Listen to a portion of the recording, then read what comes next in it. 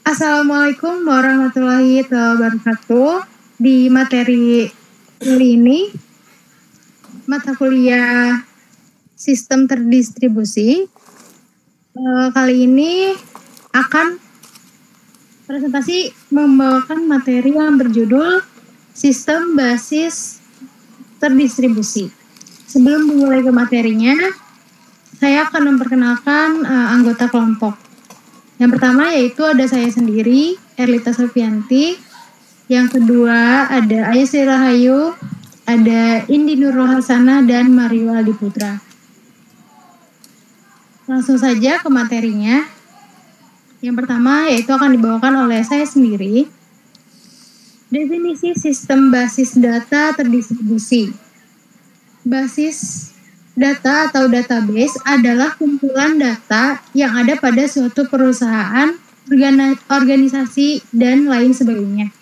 Seluruh data akan disampaikan dalam penyimpanan sendiri yang kemudian dapat digunakan untuk berbagai keperluan.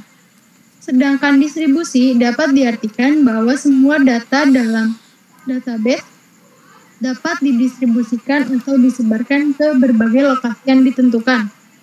Jadi, sistem basis data terdistribusi dapat diartikan sebagai sistem database yang memungkinkan setiap data yang ada dalam database didistribusikan atau disebarkan ke berbagai lokasi yang ditentukan. Next. Yang kedua yaitu karakteristik sistem basis data terdistribusi. Yang pertama, kumpulan data yang digunakan bersama secara logis tersebar pada sejumlah komputer yang berbeda. Komputer yang dihubungkan menggunakan jaringan komunikasi. Yang ketiga, data pada masing-masing situs dapat menangani aplikasi-aplikasi lokal secara otonom. Yang keempat, data pada masing situs di bawah kendali atau DBMS. Yang kelima, masing DBMS berpartisipasi dalam setidaknya satu aplikasi global. Untuk materi selanjutnya dibawakan oleh Baik, selanjutnya ada sifat sistem basis data terdistribusi. Terdapat dua macam sifat dari database terdistribusi yaitu heterogeneous dan homogeneous. Yang pertama, homogeneous artinya suatu database terdistribusi di mana data didistribusikan pada beberapa komputer dengan menggunakan DBMS atau Database Management System yang sama. DBMS digunakan pada database terdistribusi untuk melakukan koordinasi data pada beberapa node. Yang kedua, ada heterogeneous adalah kebalikan dari homogeneous di mana data disebarkan dengan menggunakan DBMS yang berbeda.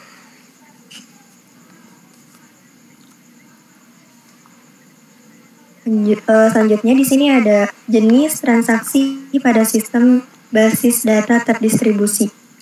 Dalam aplikasinya, suatu sistem basis data terdistribusi banyak digunakan dalam berbagai kepentingan yang sering dikenal dengan istilah transaksi atau perputaran dan juga pentransmisian data. Transaksi pada sistem basis data terdistribusi ini terbagi ke dalam dua jenis transaksi. Berikut ini adalah kedua jenis transaksi pada sistem basis data terdistribusi. Yang pertama ada transaksi lokal. Transaksi lokal merupakan suatu transaksi dari sebuah sistem basis data yang dilakukan pada suatu simpul yang sama dengan lokasi di mana basis data tersebut berada. Contoh dari transaksi lokal yaitu update data nasabah bank yang melakukan penarikan saldo di kantor pusat. Database bank tersebut biasanya terdapat di lokasi yang berdekatan dengan kantor pusat, sehingga bentuk update yang dilakukan di kantor pusat memiliki simpul yang sama dengan database. Yang kedua, transaksi global. Kebalikan dari transaksi lokal, transaksi global menggunakan transaksi dan transmisi data dari simpul yang berbeda dengan server atau database yang digunakan. Contoh dari transaksi global, seorang nasabah melakukan penarikan saldo di bank cabang yang berada di luar pulau. Bank tersebut menggunakan server dan juga database yang sama. namun menggunakan simpul transmisi data yang berbeda dengan servernya. Lalu di sini ada ciri-ciri dari sistem basis data terdistribusi.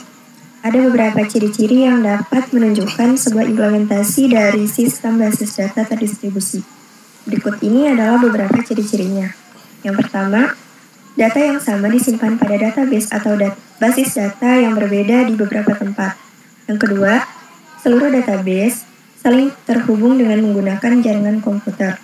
Dan yang terakhir, sistem basis data terdistribusi mengacu pada sebuah basis data atau database yang berada di beberapa tempat atau lokasi. Selanjutnya akan dijelaskan oleh Mario. Baik, di sini ada keuntungan dari sistem basis data terdistribusi.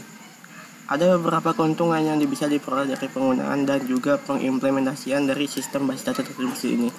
Yang pertama yaitu pengelolaan data yang didistribusikan bisa dilakukan secara transparan.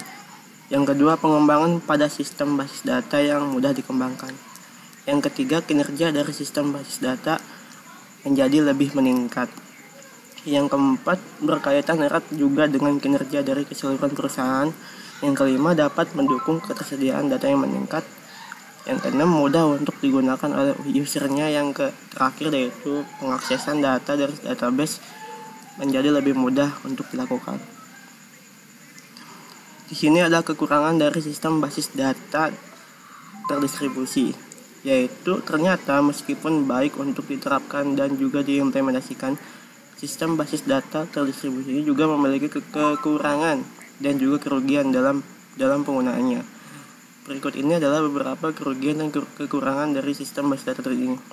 Yang pertama yaitu meskipun mudah untuk dikembangkan, namun demikian biaya pengembangannya cukup tinggi. Yang kedua yaitu kapasitas strong dan penyimpanan yang harus diperbesar. Dan yang terakhir adalah terkadang sulit untuk melakukan proteksi terhadap jaringan. Di sini lalu ada struktur basis data terdistribusi. Yang pertama yaitu sebuah sistem basis data terdistribusi ini hanya mungkin dibangun dalam sebuah sistem jaringan komputer. Ada 3 jenis topologi jaringan. Yang pertama itu topologi bintang atau star, topologi cincin dan ring, dan yang terakhir yaitu topologi bus. Selanjutnya akan diterangkan oleh teman saya Ayu. Struktur basis data terdistribusi. Perbedaan utama di antara berbagai topologi di atas terletak pada biaya instalasi, biaya dalam membangun hubungan link antar simpul, lalu biaya komunikasi, waktu, dan biaya dalam pengoperasian sistem berupa pengiriman data dari satu simpul ke simpul lainnya. Kehandalan, frekuensi atau tingkat kegagalan komunikasi yang terjadi. Ketersediaan, tingkat kesiapan data yang dapat diakses sebagai antisipasi kegagalan komunikasi. Selanjutnya ada desain basis data terdistribusi. Ada beberapa pendekatan yang berkaitan dengan menyimpan data atau tabel dalam sebuah sistem basis data terdistribusi, yaitu ada replika, sistem memelihara sejumlah salinan atau duplikat tabel-tabel data. Setiap salinan tersimpan dalam simpul yang berbeda yang menghasilkan replikasi data. Lalu ada fragmentasi, dalam data tabel dipilah dan disebarkan ke dalam sejumlah fragmen. Tiap fragmen disimpan di sejumlah simpul yang berbeda-beda.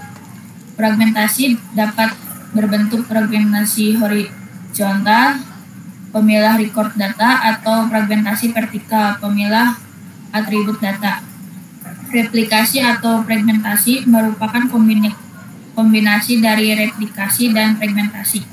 Data atau tabel dipilah dalam sejumlah fragmen. Sistem lalu mengelola sejumlah salinan dari masing-masing fragmen tadi di sejumlah simpul.